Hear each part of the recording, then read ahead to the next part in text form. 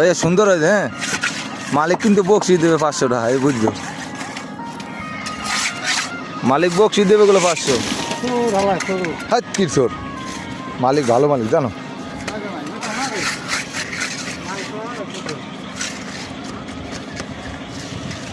মালিক কইছে যে ভাই ছাদটা খুব সুন্দর করে ফিনিশিং দেবেন। হ্যাঁ, আমার কিন্তু এটা শেষ ছাদ, বুঝলেন ভাইরা। মালিক কইছে যে আমার ছাদটা খুব ভালো করে ফিনিশিং দেন। না বকশি সেটা যদি লাস্টে বেলা বেড়ায় দেয় তাহলে। আব্বা কাপড় কত দূর উঠেছে?